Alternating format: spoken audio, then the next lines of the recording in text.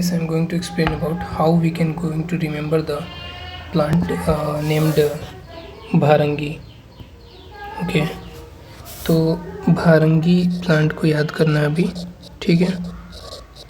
Okay I have made some flow chart on the basis of that we can able to remember this things. So सबसे पहले ये देखो, भारंगी जो है ना, वो जो है ना क्या है कि उसको बोला जाता है कि वो पोटेंसी रखता है लाइक अ सन, ठीक है. तो ये चीज़ है कि अगर सन की तरफ पोटेंसी रखता है, अगर ये उसके बैसोनिम्स में है, इसका मतलब है कि वो पक्का उष्णवीर्य होगा, right. From here you will get ushnavirya. Okay अब उष्णवीर्य है तुम्हारे पास तो तुम पक्का लगा सकते हो इसका गुणा जो होगा वो कफ वाता होगा, राइट. अब नेक्स्ट चीज़ देखते हैं, पोटेंसी ऑफ द सन है तो भाई कफा को तो डिक्रीज़ करेगा, राइट, क्योंकि उष्णवीर्य तो कफा को डिक्रीज़ करता है, तो ये काम आएगा श्वासा में. अब श्वासा में काम आ रहा है तो श्वासा को कैसे ठीक करेगा कि एक्सपेक्टोरेंट की तरह काम करेगा.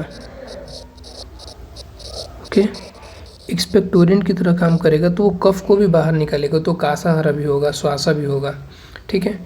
ओके ये हो गया एक पॉइंट. अब दूसरा पॉइंट देखते हैं कि भारंगी का ना आर पकड़ लो, और इसका जो आर है ना ये बहुत इम्पोर्टेंट है.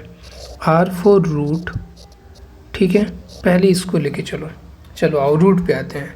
तो रूट क्या है, रूट एक्सट्रैक्ट जो है उससे मिलता है एथेनॉल. अब एथेनॉल तो भाई दारू वारू वाला सीन आ गया, ठीक है. तो ये जो होता है ये लीवर पे वर्क करता है. अब लीवर पे वर्क करता है तो ऑब्वियसली होगा कि इसका अमाइको प्रयोग जो होगा वो मदात्य होगा, यानी कि ये मदात्य में बहुत ज़्यादा हेल्पफुल होता है. एक और अमाइको प्रयोग में आ जाएगा जो कि है श्वासा.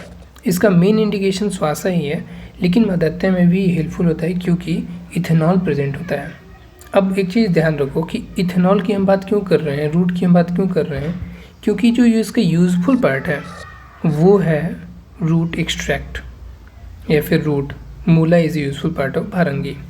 Let's see another point. तो अब रूट एक्सट्रैक्ट की हम बात कर रहे हैं तो रूट का क्वांटिटी कितना होगा, तो चूर्णा जो है वो है 3 to 6 gram.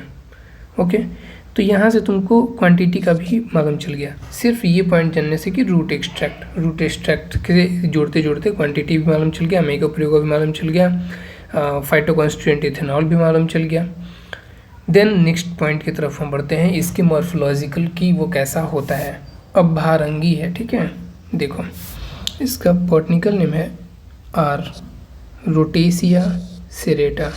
Are here also, तो rotheca serrata. Okay let me clear this one. Okay so यहाँ पे भी आर आ रहा है तो रोटेशिया सेरेटा. अब यहाँ से आर फिर पकड़ो तो आर फॉर रफ. तो इसका जो प्लांट होता है ना, ऐसा अगर प्लांट है तो ये बहुत ज़्यादा रफ होता है, ठीक है. तो रोटेशिया सेरेटा रफ यानी कि खरा शाखा. ये जो प्लांट होगा, शाखा यानी कि प्लांट, तो वो खरा होगा. दैट मीन्स कि ये कि इसका सिनोनिम्स मिल गया तुमको, ठीक है. खरा शाखा. आर से रेड भी होता है, तो रेड होने का मतलब है कि ये पद्मा बोलेंगे इसको, ठीक है. पद्मा यानी कि रेड कलर. तो पद्मा है तो इसका मतलब इसका फ्लावर जो है वो रेड कलर का है, तो Padma is also one synonyms. अब रेड कलर तो अंगारा का भी होता है, यानी कि फायर का भी होता है, तो Angaravalli is one of the another synonyms of Bharangi. Then Brahmani इसको इसलिए बोलते हैं क्योंकि सिंपल ऐसे याद करो कि ब्राह्मण लोग जो होता है ना वो इथेनॉल का कंजम्पशन जो है वो नहीं करते हैं, इसलिए यहाँ पे इसका ब्राह्मणी नाम रखा गया. ओके देन यहाँ पे लोटस आया, रेड कलर आया, पद्मा आया, तो यहाँ पर याद करो लेमिएसी फैमिली, ठीक है. अब चलो ठीक है भाई, लेमिएसी फैमिली ऐसा नहीं याद हो रहा है तो इतना याद रखो कि कफा को निकालने के लिए तुमको कन्फर्म है कि ज़रूरत पड़ेगा किसी ऐसा चीज़ का जो कि थोड़ा वो ऐसा करे कि इरिटेट करे और निकाल दे. तो लेमिएसी फैमिली जो होता है वो सिट्रस फ्रूट के लिए होता है, सिट्रस होता है, ठीक है. तो वो क्या करता है, वो कफा को हमेशा निकाल देता है, ठीक है. पद्मा हो गया. अब देखते हैं रोटेशिया से हटके सेरेटा.